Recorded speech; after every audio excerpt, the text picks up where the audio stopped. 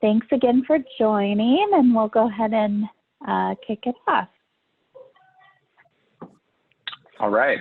Thank you, Megan. And thank you to all for joining us today. We're excited you're here. As I'm sure like many of you are experiencing, my house has now been turned into an elementary school, so I apologize for any background noise that may go on. But we just want to provide you with a quick overview of what we'll be talking about today. We're going to be talking about our PSE's commitment to a clean energy future. We'll be talking about green power and how it is produced. We've got some great examples of some PSE projects, as well as some projects that are featured in PSE's Voluntary Green Power Program as well, and how this creates a lasting impact, not just regionally, but domestically and globally as well. So we'll do a quick round of introductions. My name's Tyler O'Farrell. I'm the program manager for PSE's Voluntary Renewables programs at PSE. I've been at PSE a total of 15 years and been working on these programs specifically for the last 10. Andrea. Hi, I'm the program coordinator out at the Wild Horse Wind Facility. I've been there since I was a college intern in 2008, and I've been a PSE employee officially for 3, and it's an awesome place to work. Love being out there. Hi, I'm Megan Laughter, and I'm on our events team. So I'm a program manager on community involvement, and I've been with PSE just over 2 years.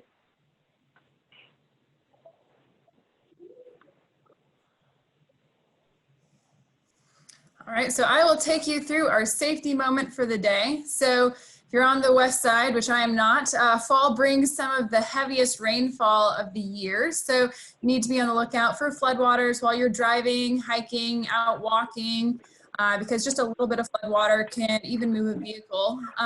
Also, this is the time of year where I'm a little bit in denial about turning up the heat in my house. So you might be considering a space heater out at this point in time. Make sure that it is 3 feet away from anything flammable, actually any object.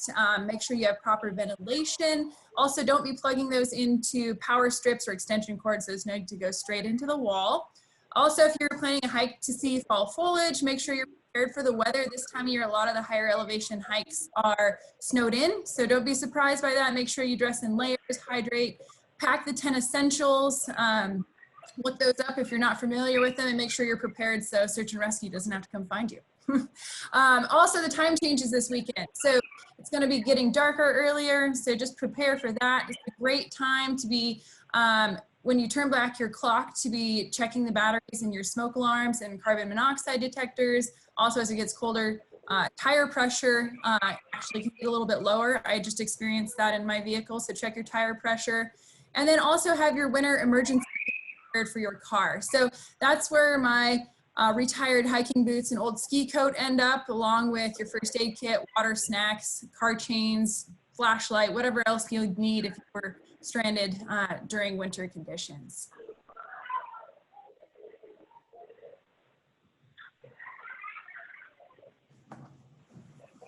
Great, and just for attending today, you will be entered to win this awesome voltaic converter solar backpack, and we'll throw in some PSE goodies with it. So this is really cool. The backpack you can take with us on your hikes, and it'll it has that solar panel built in, so you can charge any of your devices that you may need while you're on the go.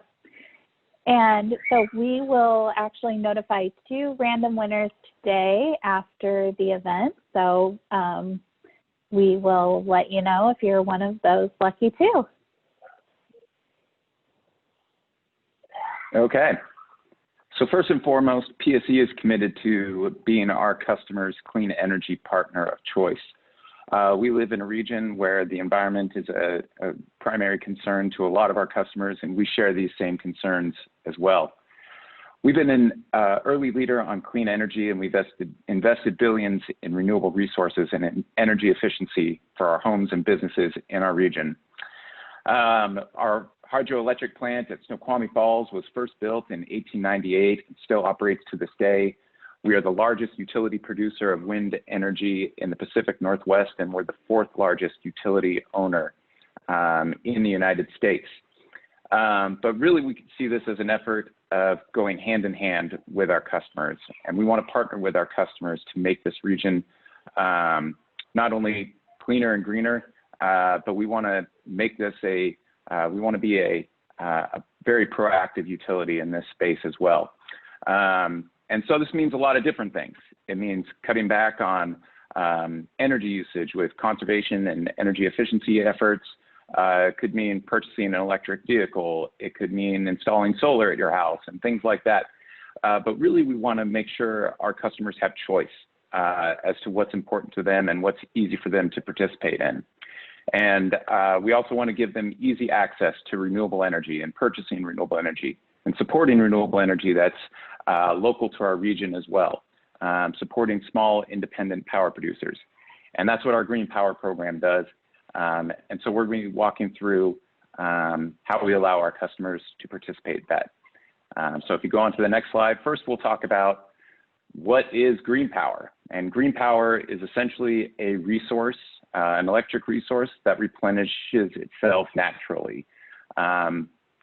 Customers tend to think of wind and solar, obviously, but our Green Power program, we tend to support a wide variety of renewable resources, a blended option. And so this means we have more renewable resources like landfill gas and geothermal, and we do have wind and solar, and we'll talk about some of those projects later. And this also means we support resources like dairy methane, which takes a cow byproduct and converts that into electricity as well. And we have about 6 or 7 of those resources that are located all over our resource area as well, Whatcom and Skagit County, places like that. And we're able to dramatically lower the carbon emissions with renewable resources like this. And it's important to our customers that that not only we support these projects being developed, but our customers have easy access to purchase from these renewable resources as well. Okay, so what is our Green Power program? So our Green Power program allows our customers for a small additional purchase on a monthly basis. They can match a portion or all of their electricity with renewable energy that's been generated in the Pacific Northwest. And there are a couple cool things that come from that. It allows our customers to claim the environmental benefits that are associated with that renewable energy, which means reducing their own carbon footprint. As you can see here, we have an example that a customer purchasing at our 100% level, which matches kilowatt hour for kilowatt hour on their monthly bill with their monthly electric usage, can dramatically reduce the emissions related to their standard basic electric usage. And also by participating in this program, it increases the demand for more renewable energy in the Pacific Northwest. When I started in this program about 10 years ago, there was about 25,000 customers purchasing somewhere in the neighborhood of 250 million kilowatt hours a year. And now 10 years later, we've got about 50 to 60,000 customers participating in this program, purchasing more than 500 million kilowatt hours a year. So as the demand for more renewable energy comes on, the more supply we need to go find to help our customers purchase that green power. You're on mute, Andrea. I muted myself, sorry. We have a quick poll that should be popping up for you in a second about what aspect of renewable energy is most important to you. And you've got options 1 through 4 there: reducing the region's dependence on fossil fuels, helping to invest in a wider range of renewable energy resources, raising community awareness about the benefits of renewable energy, and creating green jobs in Washington state. So for me, I work at the Wild Horse Visitor Center. So renewable energy, first off, provided a job for me, and I've also learned a ton while I've been working out there. So one of my things that is important to me is just educating people about renewables. We get a lot of people that have misconceptions coming in to the visitor center about how wind works, how much it costs, how loud it is. And a lot of it's based on older technology. So it's fun being able to interact with people. Our visitor center's right underneath an active wind turbine so they can see what it sounds like, what it looks like close up. So yeah, that's what is important to me, and we'll see what pops up for everybody else. How about you, Tyler? Should I call you out?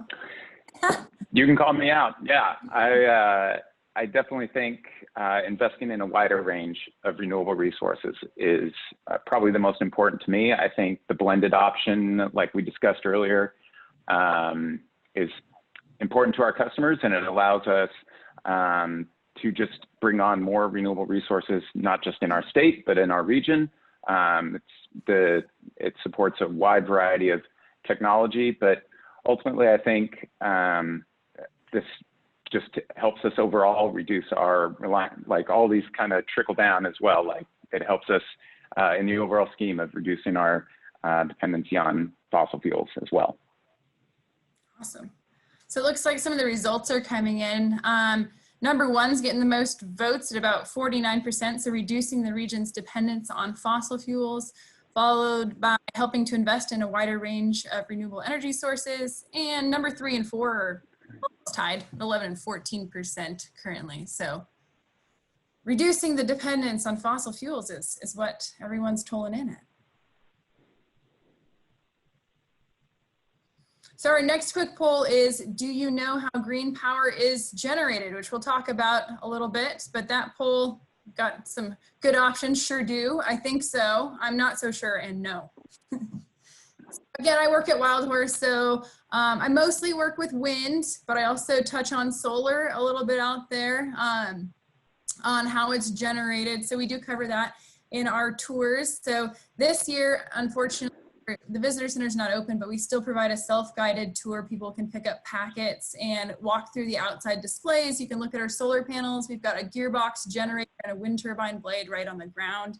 And then we'll reopen in April, hopefully next year, or maybe later into the summer, depending on how things go. But if you're interested in coming out for a wind and solar tour or a wildflower walk, we'll have those available. So that's a good way to learn about how green power is generated. Let's see, results are starting to come in here. So B, I think so. So you've probably got a good basis on how it's generated, but you can always learn more. Some of the other facilities in the Pacific Northwest offer tours, but there's not a lot of them. That's why I'm putting in the plug for Wild Horse, because it's pretty open and available for anybody to just show up and explore.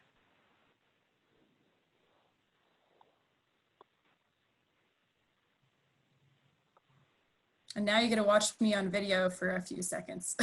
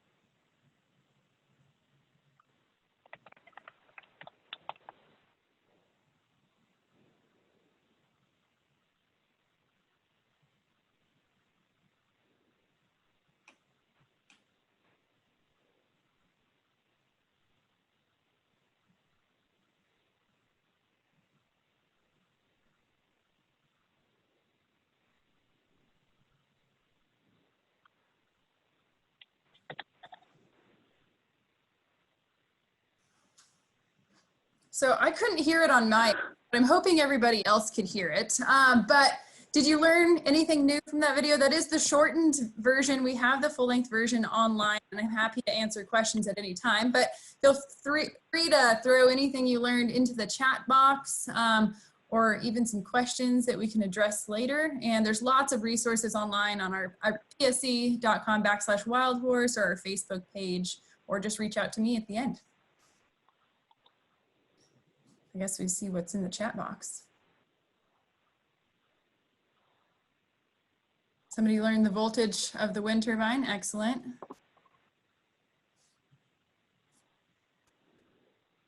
Anyway, contact-wise, wildhorse@pse.com is a great way to get a hold of me if you have more questions.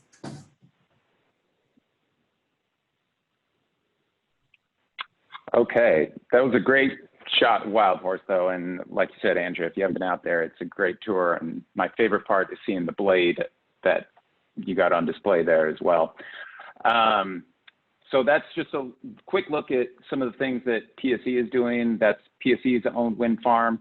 And then separately from that, customers that want to go above and beyond what PSE is already doing with regards to renewable energy like wind and solar, we do offer our voluntary green power program. And so this is an easy way that customers can support the development of more renewable energy in our area, as well as having a reduction of their own carbon footprint with regards to their electric use. So there's a couple things that we really like about this program. One is that we are supporting small independent power producers, and they come from, we have them all over our region, whether it be in Whatcom County or Pierce County. Local projects are probably the most important thing to our customers. And we're happy to support any type of project, any type of renewable energy project that's available to us.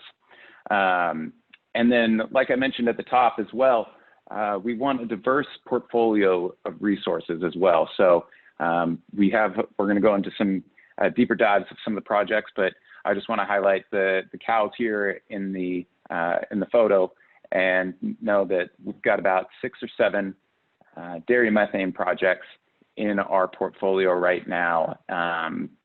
And what this does is it takes a methane byproduct that would normally sit in an open lagoon and release into the atmosphere, and farmers are able to run this into an underground vessel and able to create methane gas in an enclosed environment, and then flare that methane to create electricity. So it's taking one problem and having a really powerful solution, an environmental solution. And so we're really happy to support some of these projects as well. But let's go into a deeper dive on some of the other projects that we're supporting. And obviously one of the top of mind is wind. And so we have some smaller, not quite to the scale of something like Wild Horse or Lower Snake River, which are some PSE-owned projects. But this is the Swauk Valley Ranch, and Swauk Valley is a great project. This is on a 3,800 acre ranch near Ellensburg, Washington, so getting some of that great eastern wind. There are 5 turbines located at this ranch. And this also, one of the cool things about this project is that 2,800 of the 3,800 acres is sitting on like a conserved land, and it's protected by the Nature Conservancy of Washington. And so that land will never be developed on, it's protected. And it's just one of those cool stories that we can tell about some of the resources that we support in this program. But the 5 turbines are producing enough power to support or to power just over 1,200 homes on an annual basis. Next slide. Okay, and this is Neal Hot Springs. So as I've also mentioned, wind and solar are pretty much top of mind when it comes to renewable energy resources. But we're also investing in new technology and supporting new technology. And this geothermal resource is located in Vail, Oregon, which is in eastern Oregon. It can produce enough power to power 25,000 homes on an annual basis. But not a lot of customers know exactly what geothermal is. But to put it in a one-sentence definition, geothermal is using water heated by the Earth's core to create a high-pressure vapor that will spin turbines, creating electricity. And that water is re-injected back into the Earth, and it's creating a closed-loop cycle. So it's continuously generating. electricity and clean electricity. So this is another resource that we support in our green power program. And again, it just drives home the fact that we try to support as many different renewable energy resources as we can.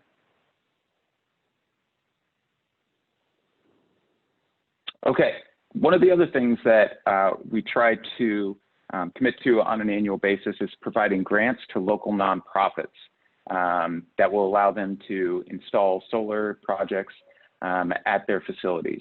And we've been doing this for about 3 or 4 years now, and we've committed almost $2 million, over $1 million in solar grants for some of these projects. They're located all over our service area. And so funding for this comes from our green power program. And then we're using this to allow nonprofits like low-income housing agencies and food banks, community centers and things like that, that allow these nonprofit agencies to help serve our customers or help serve their own customers, which are also our customers, by reducing their capital costs related to their electric use, and help them take that additional funding and put it back into their own organization. So we try to create this little green power ecosystem, if you will, and helping these nonprofit agencies that serve our customers is critical, especially this year more than ever. During this pandemic, it's hit a lot of these customers and a lot of our organizations really hard. And so we're happy to support them. And we've just closed another round of funding, and you'll be soon seeing some videos about that. But we've got a great example on the next slide with Lydia Place in Bellingham. Lydia Place is a nonprofit community-based agency that's been serving Whatcom County since 1989. There are 264 households and 331 children served with the help of Lydia Place. And this year we awarded Lydia Place with a $40,000 grant to install a 15 kilowatt system at their facility in downtown Bellingham, as you can see here on the bottom right at the Bell Tower facility. And this should save Lydia Place over $1,700 in electric bills on an annual basis. And so we're always happy to partner with organizations like Lydia Place from now, and as we go on into the next year, we'll be doing another round of funding as well. And so this is also a look at a quick comparison of the standard PSE electric fuel mix. We do have a mix of hydro, natural gas, wind, and coal. But when our customers green up and they participate in our green power program, this is also the fuel mix that is supported by our green power program. So 58% wind and 36% solar. But as I mentioned, we try to keep a small blend of other resources as well, like geothermal and landfill gas and biogas as well.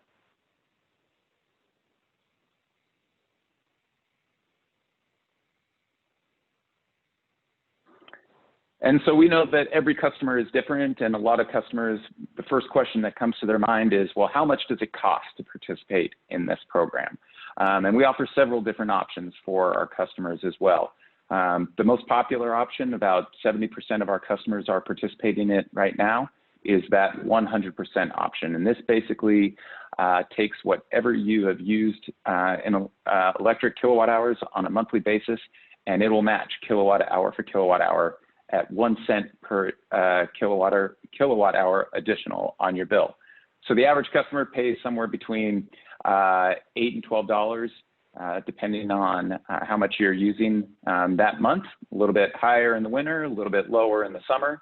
But some customers don't really like that monthly fluctuation. They want maybe a guaranteed flat rate. And we offer a block option starting at $4 a month, and you can add in $2 increments. One of the easiest ways to find how much it would cost for you to participate in this program is by using our renewables calculator. And this is just a simple, you can either enter in what your typical monthly bill would be, or what you think your your monthly kilowatt hour usage would be. And then you can select the participation level you want to enroll at, and then it will show that monthly bill. with the estimated green power fee on top of that. And then not only that, it'll show your annual environmental impact too. So the average customer, you know, between $8 and $12 a month, that's going to have an annual impact of a reduced carbon emissions of over 12,000 pounds, equivalent to 128 trees planted or 19,000 miles not driven. And we also offer the enroll option right there, but we just think it's an easy way to show not only what it would cost to participate in this program, but also the positive environmental impact you'll have by participating in this program as well.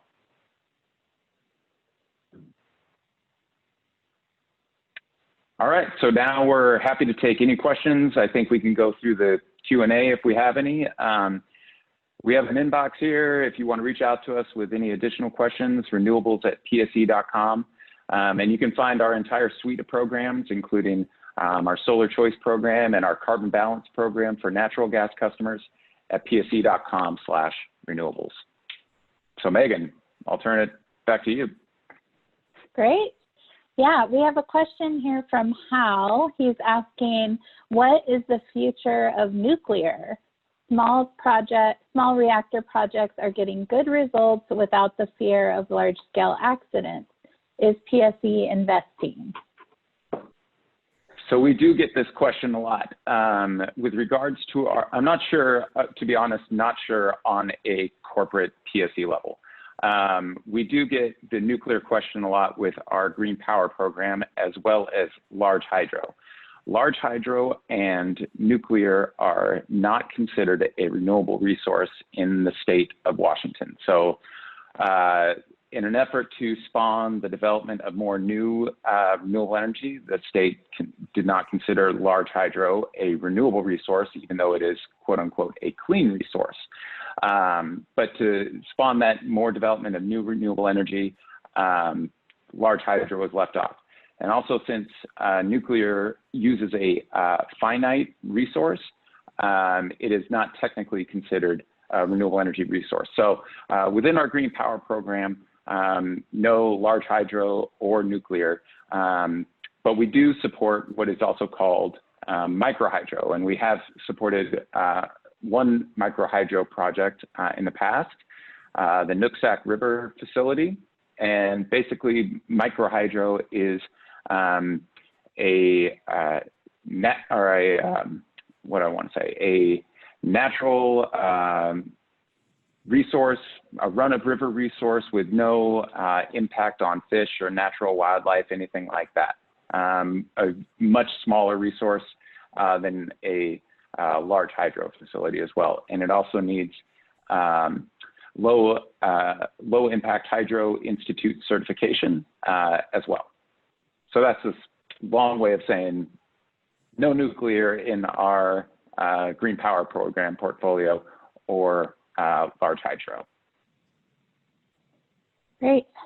And David has asked, has PSE looked at the total carbon footprint and environmental impact of green power, like disposing of extended solar panels, production of metals for the wind turbine generators, et cetera, et cetera? Yeah, so I know there, obviously there is a carbon footprint associated with, the transportation of turbines to a facility and related to the development of turbines and the development of solar panels and things like that.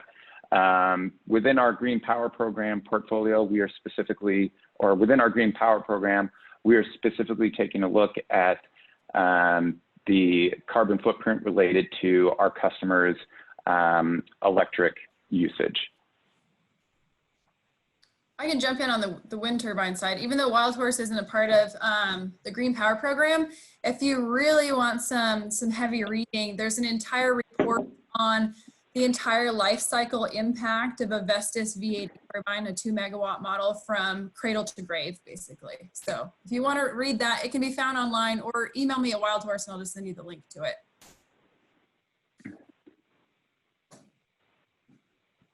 Do you want me to get some of the other wind questions I saw in there? Yeah, I did see that you had a lot of questions after that video. So sorry we couldn't hear it. We'll follow up with a link to that video in an email so you can actually watch the whole thing. It's actually a little bit longer. So you can see more of Andrea and more of her explaining the turbine, the different parts and how it works. Yeah, so what did you see in the chat? Well, I had one about the RPM. So that's addressed in the video, but just quickly, our blades rotate about 16.3 to 17 RPM. And that's controlled hydraulically. So the blade pitch is to match the wind speed. And then our gearbox steps that up over 1,800 revolutions per minute. So it's only spinning quickly inside of the turbine, not out on the blades, which leads me into my next question. So someone else asked about birds and what impact we have on birds. So they changed a lot of the technology since the 1980s when they did have a huge problem with birds and wind turbines because the older ones spun really fast. They put a whole bunch of them really crowded together up on ridge lines. They had different tower styles. There were lattice towers that allowed birds to actually land on them and build nests on them. So everything about the newer turbines is substantially different than the old ones, slower spinning blades and everything, but we do have to track that. The wind industry is actually the most carefully studied industry when it comes to bird impacts. So we have a 2-year pre-construction survey that looks at what birds live there and could potentially be impacted. The actual turbine layout is changed based on that study. And then we do a 2-year post-construction survey that's actually walking grid searches under the towers to see how many birds the turbines affect. So ours is fairly low as far as numbers. It's about 2 to 3 birds per tower per year. On a nationwide basis, just to put it in perspective, you can find this on the Fish and Wildlife page, but cats take out about 2.4 billion a year, building windows 6 million, 14 million, and turbines are about 234,000 at this point. So perspective is important, but that's also part of my job.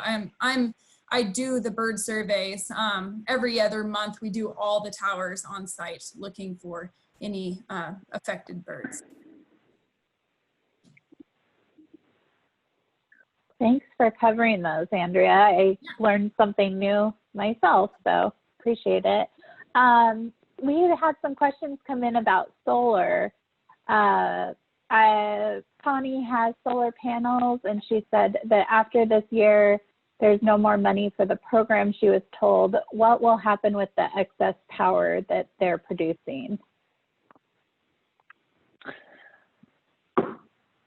Okay.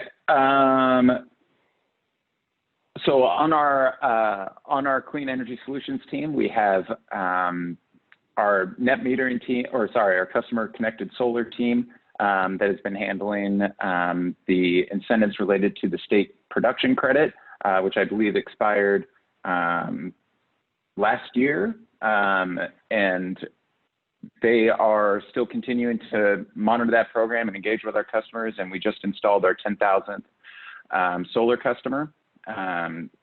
But we still offer that net metering credit. And I know we have about 3 or 4 people on that team that can answer that question way better than I possibly could. I believe you can reach out to them at the same email address, renewables@pse.com, and they can help answer that question in more detail. On the same topic, Tyler, is there a yearly cap on selling back energy to the grid from household solar production? There is not a yearly cap. There is a net metering year, which runs from May 1st to April 30th. I hope I got those dates correct.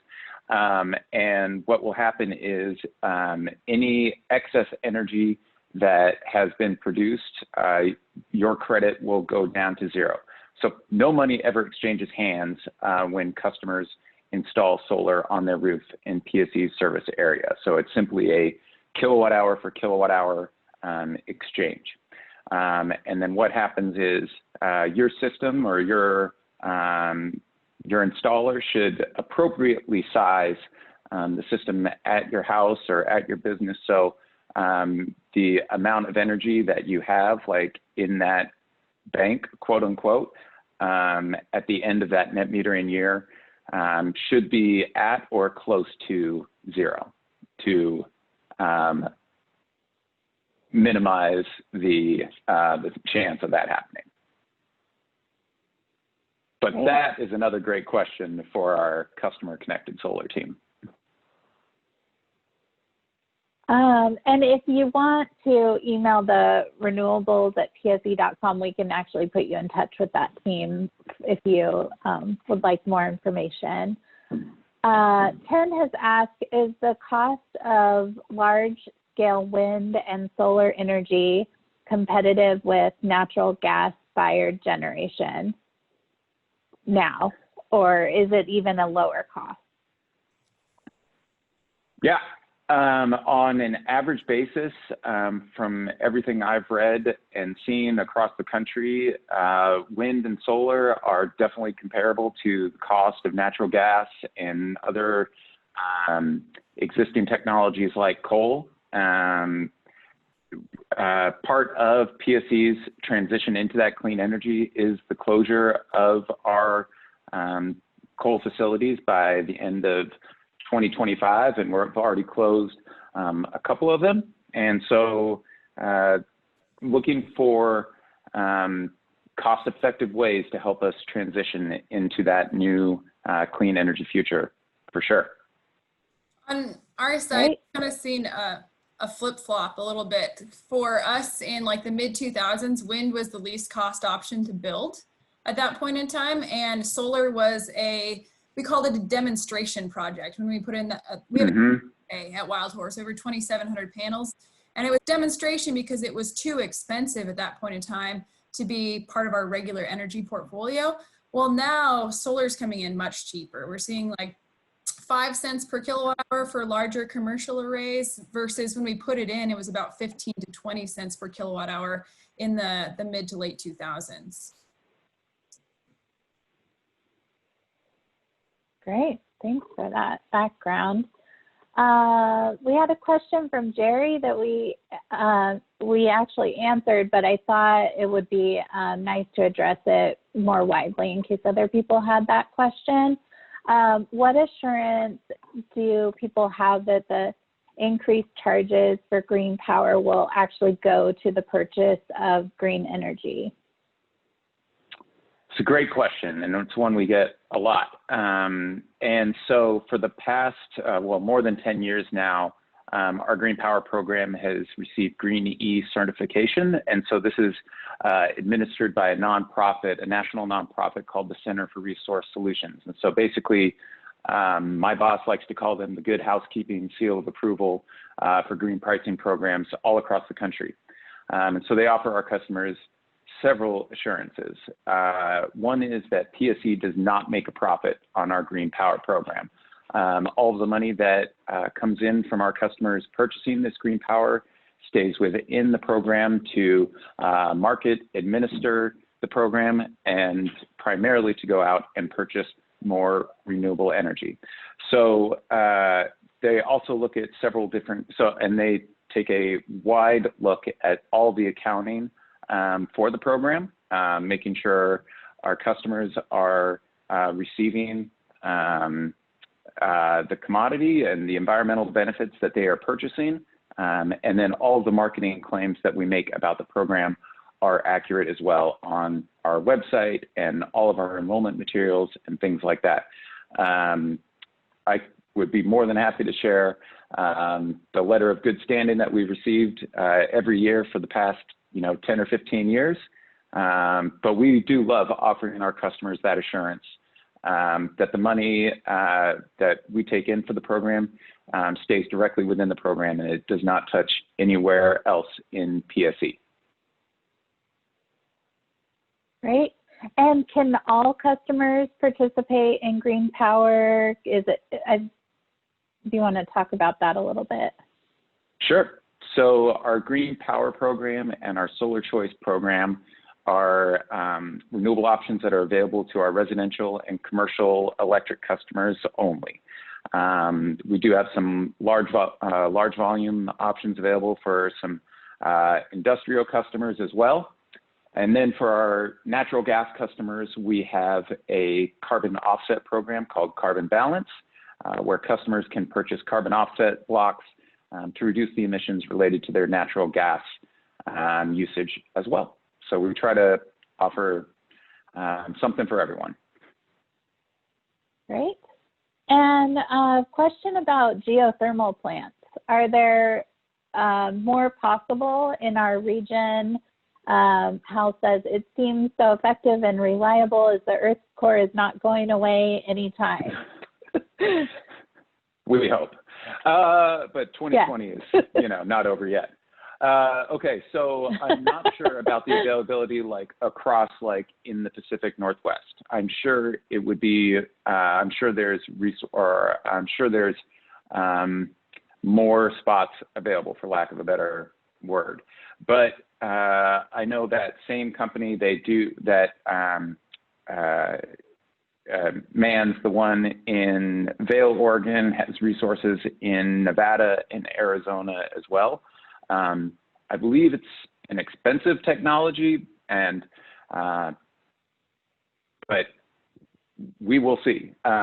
We've been receiving power or renewable energy certificates from the Vail, Oregon plant for a number of years now, and I think the resource has promise. Great. And can you talk a little bit about why renewable energy costs more than the basic electric service? Sure, I can. So with resources like coal and large hydro and some of those other existing technologies that we've talked about, one of the things that we are required as a utility is to offer our customers the cheapest and the most reliable source of electricity. There's still, when it comes to installing a new wind farm, and Andrea could probably speak to this, we have, it takes a lot to, transmission and distribution and things like that.